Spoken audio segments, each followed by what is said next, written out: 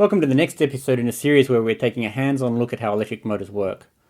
To be honest, with everything that's going on right now, motivation and priority of this video is pretty low, but I've decided to release it anyway. For all those enjoying their freedoms to watch this video, I would urge you to give consideration to the Ukrainians who are fighting so fiercely and proudly to protect their own freedoms and families, and likely our freedoms and families too. Let's all give some thought to how we can help them, and then in turn, turn that thought into actions if you can. I'll leave it at that. Really, I have a million things I want to say about this, but words alone is not what we need right now. So let's get on to the video. As part of doing the signals investigations on the ESC with the oscilloscope, I first needed to repair this burnout MOSFET board. I was going to put that all into one big video along with the testing, but it's simply too much. And I'm pretty sure many people would likely just switch off at the board repair, and that would be a shame, as the signals testing is going to be pretty interesting. So I split into two videos. This one covers the MOSFET board repair, for people who like that sort of stuff anyway. And the second video will primarily be looking at the signals and figuring out exactly how the ESC is operating. So sit back and enjoy. At a minimum, it might provide a short distraction, I hope. So the first thing we're going to have to do is put together a working ESC, something we can use to do the testing with. And as you probably saw in the earlier video, I have quite a number of bits and pieces, but unfortunately the current MOSFET board that I have is rather burnt out. Let's get on and fix that and see how that goes. I'm just going to be using an ordinary, well, it's not ordinary, a somewhat industrial sized heat gun. I don't have any hot air station or anything silly like that. It's going to be a bit of a hack, but it'll do the job. But I do have some flux that we can stick on here to make the whole process a bit easier. I'm not going to put on Lewis Rossman's levels of flux, but hopefully we'll get enough on there to do the job. Actually, I'm going to take off that third one there because they're sort of in sets of 3, and that third one also could be dead. So I'll pop it off and I'll just do some basic measurements on it to see if it looks okay. If it looks okay, I'll reuse it, otherwise I'll replace it too.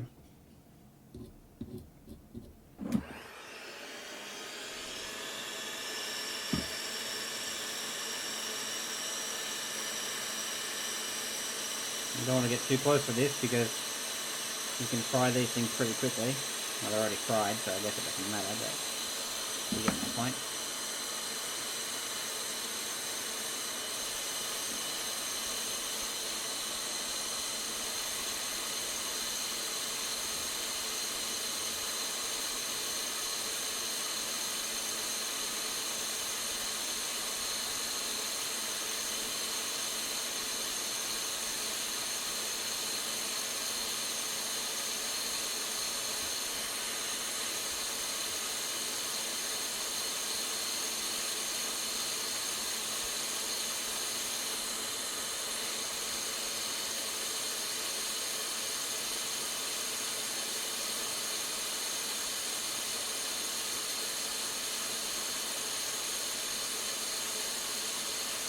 This one looks a bit cooked.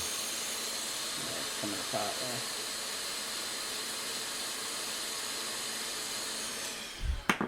I'm not going to overdo that.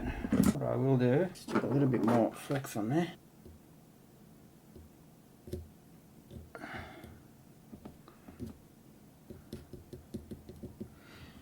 I'll put an iron on there as well, so we can get some of that solder to behave a little bit better.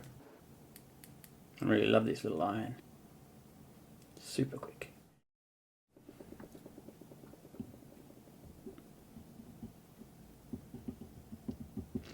Those resistors are going to fly off, but we'll have another go at those a little bit later.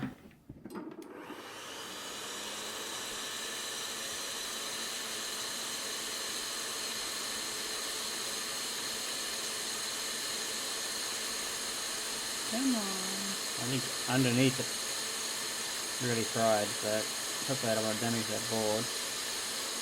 There we go. Yeah.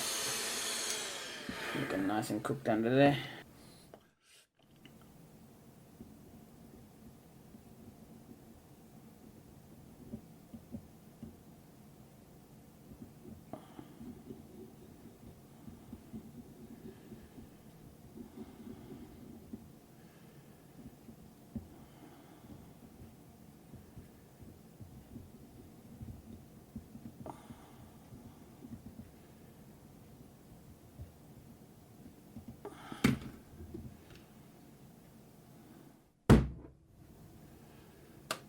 like a bit of a flick.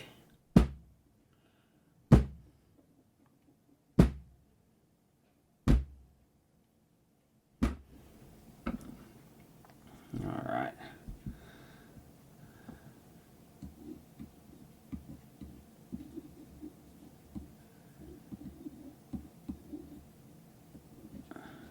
See if we can get some alcohol on that. I was going to pop those resistors off, but if they test alright, I might just leave them as they are, because they're a pain to get back on, really.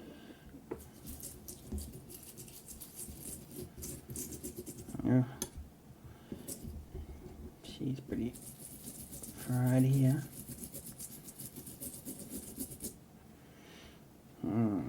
She'll keep you in focus there. So.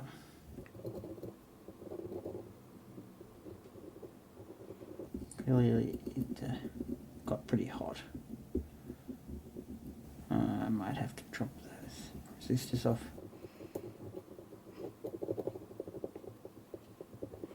Yeah, it's going to be hard to clean with those resistors there.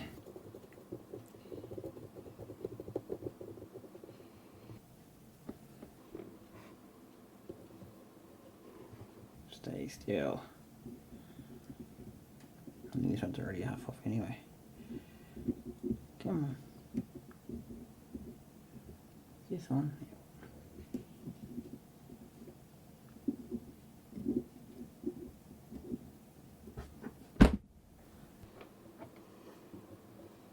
The camera's out of focus. I thought it was showing my. Oh shit! Is that a trace here? Well, that's the way it goes.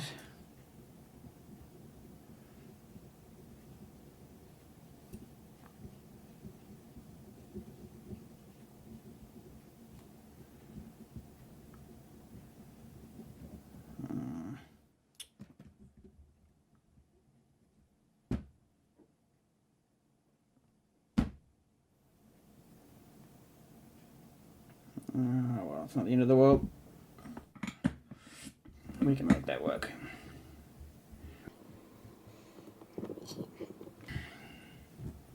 Sorry if I keep getting you out of shot. There we go. I probably could just replace this board, but there's not really any point. And removing all those MOSFETs doesn't sound like a lot of fun to me.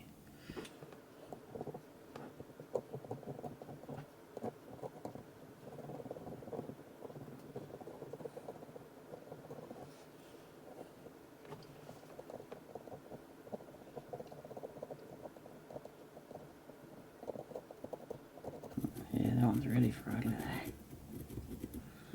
Nice and carbonised. I think it'll be okay. Is that track still there?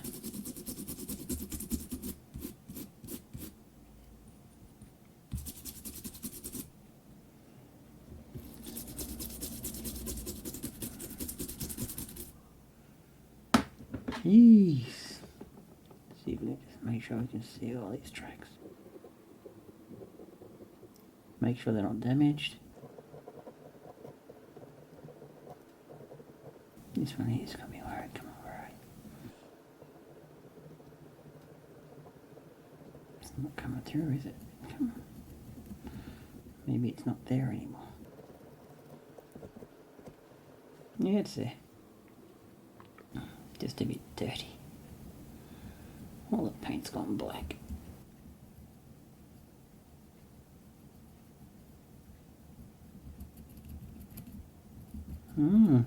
Crusty. Ooh, yeah, that track was really burnt off the.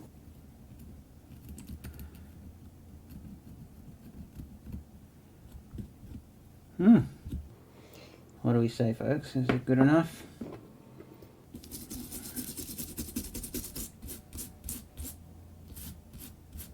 Let's take a look at the other side. It's a bit dirty. I don't think there's anything too much going on there. Let's try and get it so I can work on it. Here we go. And you can see it too, obviously. some black stuff, but I think the traces are all intact, so that'll be good. You know, I've got to learn to speak up louder when I'm doing this, but I'm concentrating and I really suck at this live sort of video presentation stuff, so hope you're enjoying that. And they say practice makes perfect, so maybe it'll improve over time. Oh, yeah, looks okay. What do you say, folks? Can we live with it? I think the answer is yes. I might just hit it up with some solder just to track is sort of lifting there a bit. This one looks alright. Ah, that looks good. Looking good. No problem. Alright.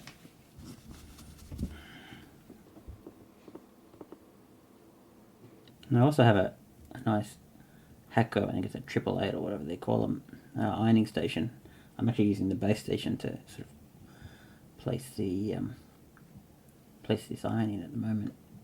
And I like that iron, but the problem with that iron is that, you know, the temperature control, you know, the way it holds the heat really isn't as good as this iron. But even with that said, if I'm doing a lot of work,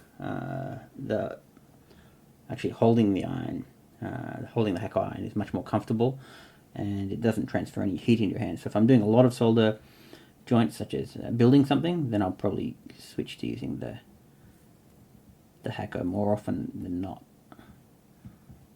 But for repair stuff where you really want to get a lot of heat in,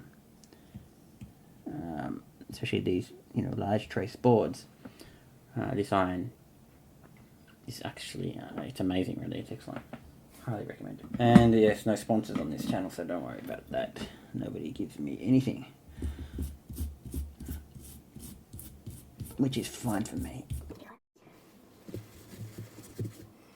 Yeah, that looks good. Swing it back around, do another quick look at this.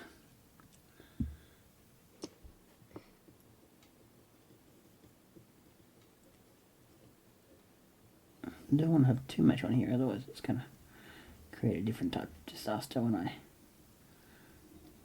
melt it on.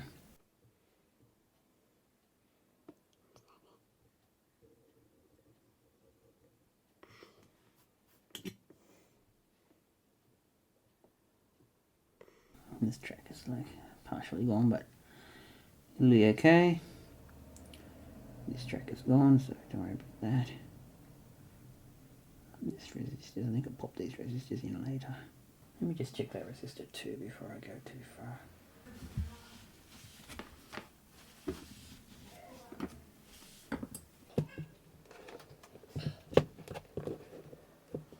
Just zoom out a bit so you guys can see it.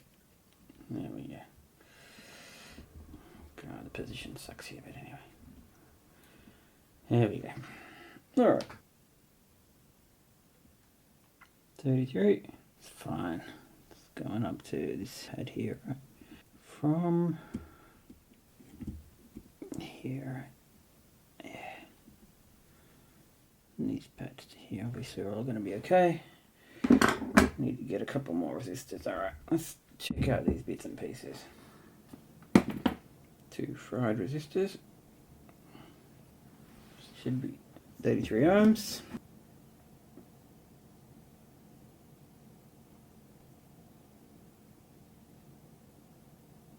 Yeah, I think it's okay. So that one's a pass.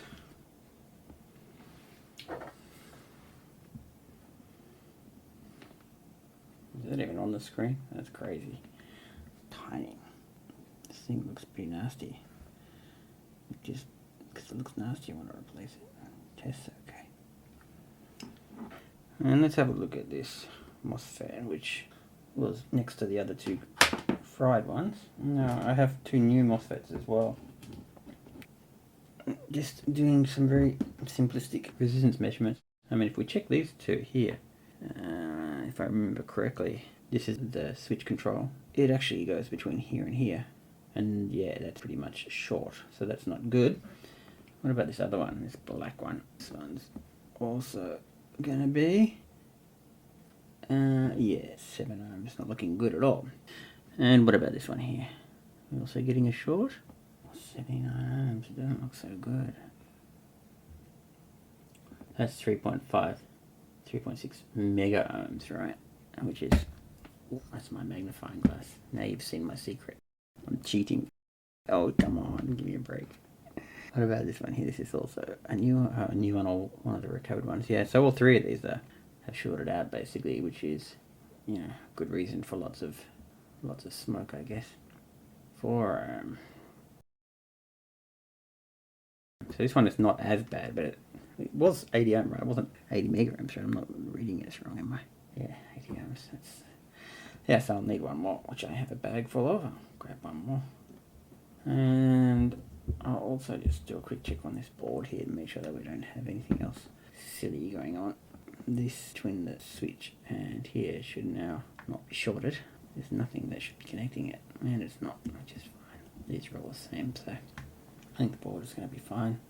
One more MOSFET from my bag of MOSFETs.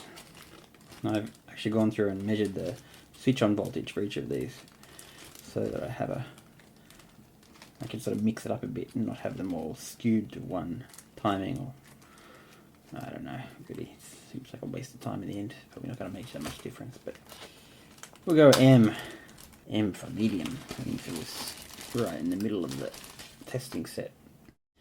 And we have 3. Okay, let's get it on there.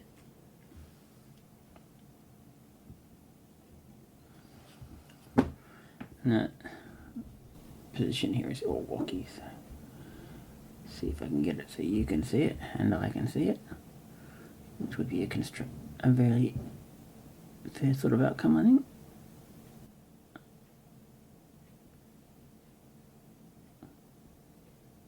Come on.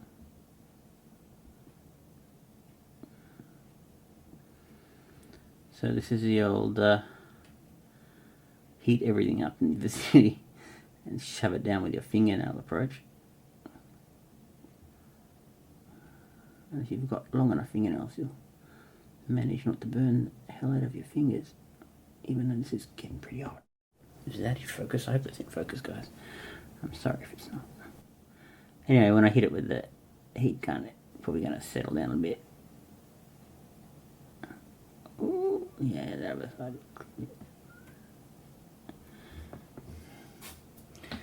You gotta love these tiny service mount components. It's almost comical me doing it with this huge solid. Come on. Yeah, that's terrible, God. I'm always watching Lewis Rossman do this and thinking what a crappy job he does, but that's not nice, is it? He does a fabulous job. There we go. Let's see if we can use the heat gun and get these suckers on. Okay. Now you can see why I don't want to do a whole replacement board, because it takes forever to do these, and it did take forever last time I did it. Okay, here we go. Things up.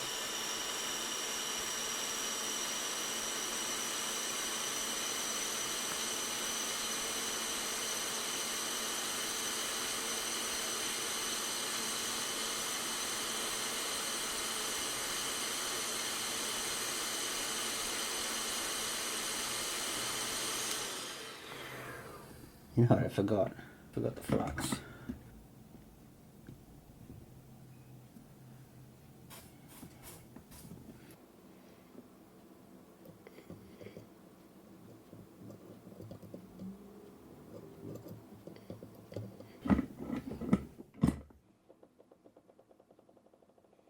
The position's not that bad.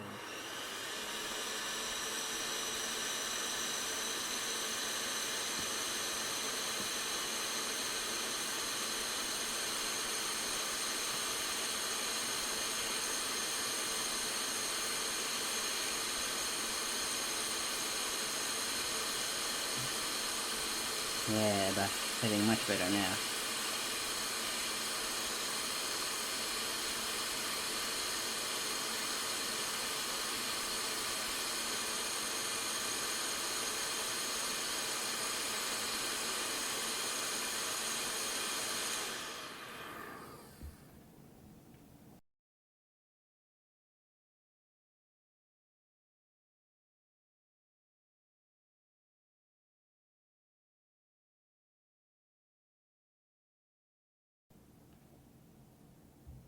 Oh, that's nice. Look at that.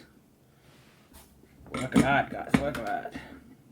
And we'll hit up all these legs with a bit of solder.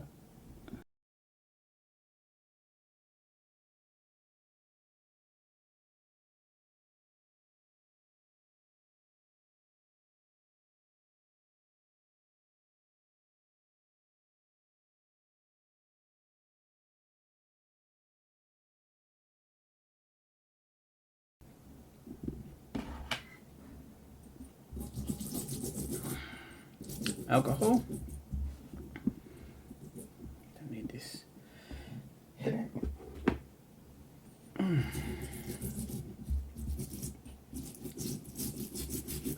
Probably a little bit early on the cleaning because I still have to connect all the wires to it, but anyway, one thing at a time.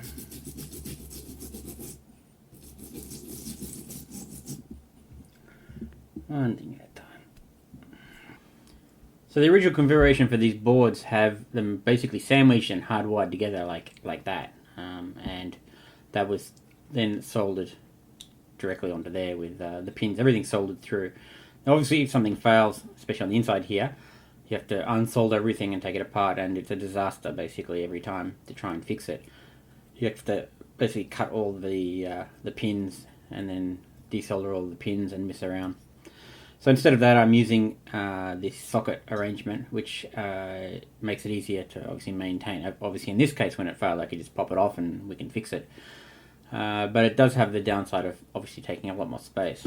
But it is what it is, so that's what I'm doing. One of the design differences that I am making with that, however, is that originally the main power here was coming in and was hard soldered onto the processor board basically, and the processor board would then have those hard pins directly wired to the MOSFET boards and it would all work fine. But now as I'm using these pin sockets, they're not really adequate to take the current. So instead of having the power pass through those little feather type contacts that are inside these sockets, I actually hardwire the power to the MOSFET board, so it'll directly get the power and then feed the power from the MOSFET board to the CPU board so it can operate as well. So to do that, I actually have to have a couple of pins here on the power side, and so we're going to add those back in now and make this all work. Anyway, if you have a look at it as we go, you'll understand, I think. So here are the pins that I'm using, and they're going to go, if I can actually hold on to them for a second. Going to go in here somewhere like that, and like that. So the best thing to probably do is to insert them in here, I think, into the processor board side first, then tack them in place and then finish the solder.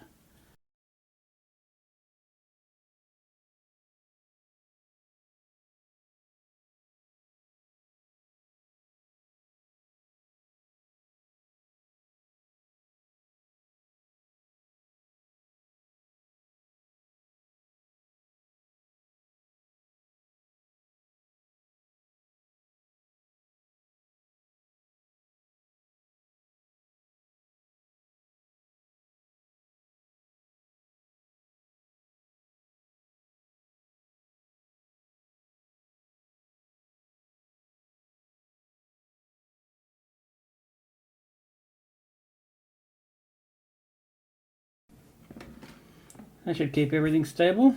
Oh, you're out of shot there, sorry about that. So next up we need to get all of the necessary cables on this board. So we've got the motor cables, we'll do those first because they're nice and short.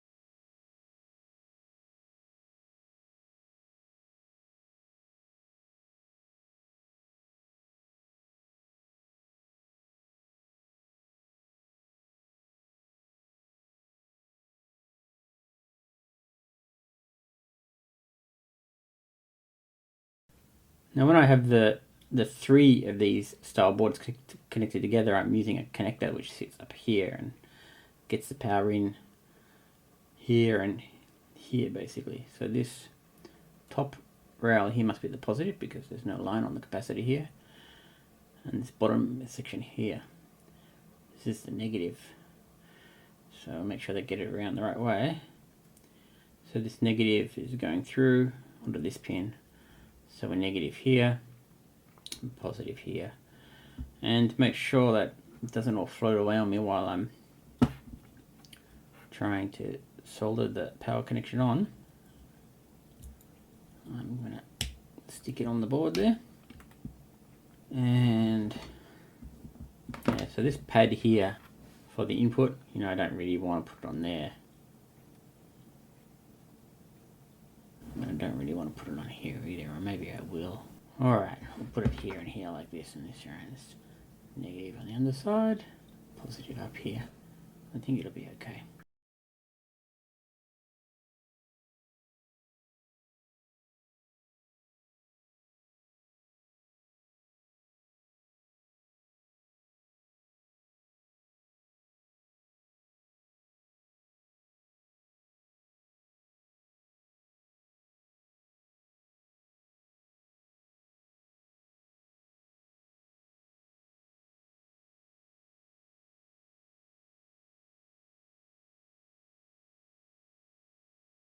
I'm going to try and get this negative Y here. Just on that. I think that one of the reasons I don't like it here is because, you know, if something somehow managed to get it to go across here, it will short it out, but I don't know. What do you reckon, guys? Danger. I mean, the likelihood is very low, but if I just go up the top here. Oh no, I can't. See? I'm not looking correctly. You can see here that this through hole for the positive, this is a through via here, but all around here, this is all the positive, and this is just a negative here on the pin. So if you short that out, you're in a lot of trouble, so that's no good. So I could go here on the other side, but it's going to sort of get messed up with this pin arrangement, so let's just do it. Decided I'm going to put it there.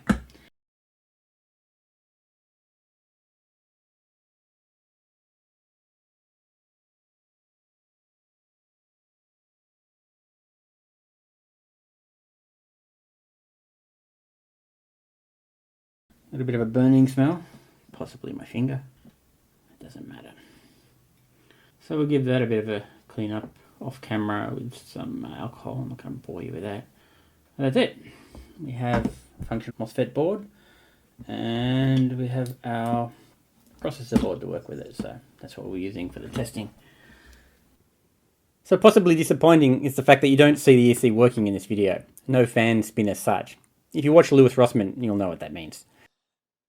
But I can assure you the initial test showed that the motor span up fine, and the fix seemed to have worked. However, later when looking at the signals, I also discovered an interesting fault with the controller board itself. I guess you could call that a bit of a spoiler. So if you want to learn more about that, then don't forget to subscribe so you can catch the next episode, and I hope to see you then. Peace to you all and your loved ones.